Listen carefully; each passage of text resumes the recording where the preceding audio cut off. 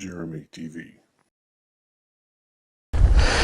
Hey, Jeremy here, and I'm coming at you on a cool, windy day here in southern Oklahoma. It's Sunday, December 9th, and as you can tell, a lot of the times when I get a video produced, it takes me about a week to get it edited and then posted to YouTube, which is kind of slow by YouTube standards, but you know what? I'm not ever going to think of this as a job. I'm just going to do it for fun and kind of do it at my own pace. Today's project is going to be part 2 of the project that I posted in the last video. Today's going to be cutting this big tree behind me down and getting that cut up and put on the brush pile as well, because my guess is that it is also pretty rotten in most places and will not really be suitable for firewood. So unfortunately it's not going to be recoverable, and it's a lot of tree. I hate that I'm not going to be able to get any firewood out of it, but honestly, we don't burn a lot. Our fireplace in our house is gas.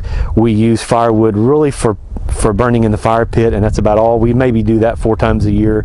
But as you can see, it's also a much bigger tree than the one we cut down last time, and this is going to require some help. So I've got my daughters coming out to help today. One of them is going to be a spotter. The other one's going to be on the tractor putting some tension on the line that's attached to the tree. So once we cut it, it doesn't fall back that way, because today the wind's out of the north, which is blowing this way. So that would tend to push it towards the fence, and since it's such an evenly distributed tree, I can't rely on its own weight to pull it to the right spot. So not only am I going to notch it on this north side, I'm also going to have a tractor putting tension on it going north. So hopefully with those two things working together, we can make that tree fall the way it needs to. You know, obviously it's 3 feet away from the fence, so if it falls south, I'm going to have to repair my fence. I don't want to have to do that, but if I also wait any longer to do this project on, say, maybe a calmer day or one that's not quite as wet as today, then I also may end up repairing the fence anyway, because I don't know how much longer that tree is going to stand there, and it's got a big limb laying right out over the fence. And as rotten as this thing seems to be, if I leave it much longer and that limb falls down, that limb, it wouldn't take the fence down, but it might bust my top wire. So I need to get the tree on the ground. It's going to be a chore, much more so than the last one was, but I need to get it done. All right, so I got the rope up the tree. I missed recording that part because I forgot to push record, and I did not want to climb my big body down out of the bucket to start the recorder. So now I'm going to get this limb, because my thought is if I take this limb down, cut it just over the fence, that'll be weight on the back side that will be missing, that might further help it fall back to the north. So that's my thinking anyway.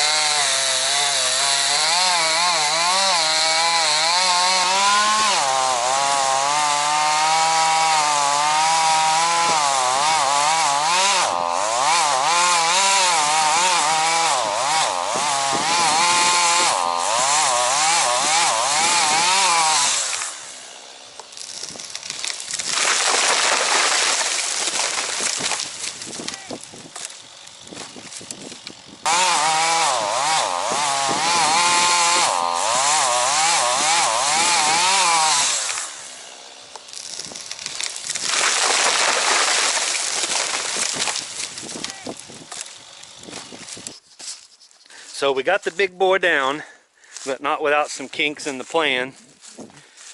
We broke one strap and one rope in the process, which didn't really surprise me all that much because the strap and the rope both are kind of old. But that is that big boy, and the good thing is it went exactly to plan even after we quit putting tension on it with the tractor. I've made a little bit bigger wedge cut right there where I wanted it to fall, and started making the back cut and worked my way through it, and it took several bites because it's a small saw and a big tree, but it went exactly as planned. I think probably getting that counterweight off the back side couldn't have hurt. I don't know how much it helped, but the thing fell right where it needed to go, where I wanted it to go, despite the wind blowing it the other direction. Right, it is on the ground. And my wife had the great idea, rather than dragging all this over to the brush pile a quarter mile away, cutting it up and making a new brush pile right here, and then having a big bonfire at some point in the spring. So that's what we're going to do. I'm going to cut it up, get the big pieces, just drag them right here, make us a bonfire outside of these trees so we don't scorch these trees, and get this mess cleaned up. And it is a big mess.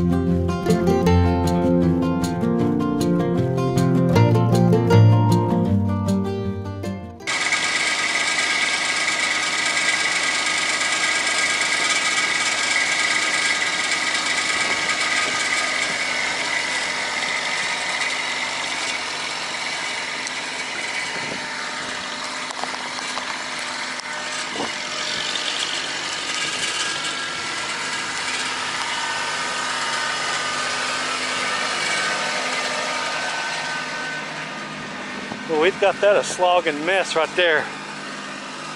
Told you it was wet. You just couldn't see it at first because we hadn't driven over it but once or twice.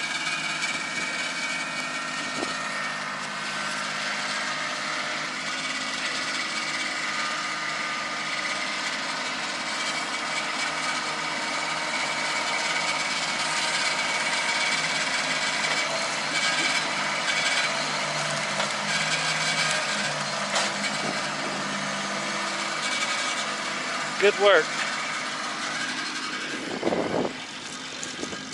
That helps a lot when you got somebody else running the tractor.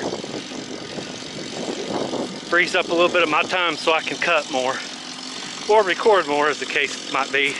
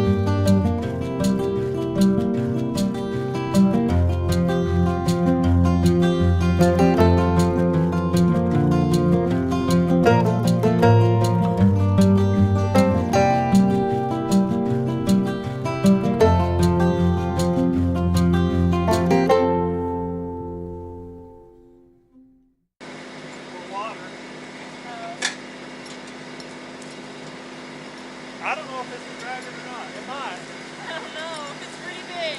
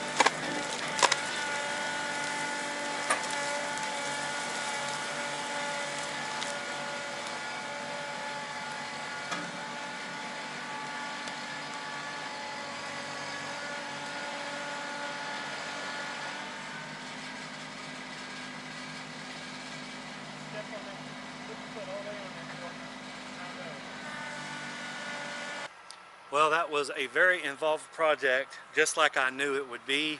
Probably a little bigger than I thought it would be. I had a lot of help today. My daughter Madison drove tractor for a couple hours for me and saved me a lot of time. I had to get on and off the tractor. I could just back her up, hook it up, drag it to the pile. We started a new burn pile here, which was my wife's idea, so kudos to her for that. Sometimes the women got to do the thinking for us men, and beats the heck out of making trips down to the other corner.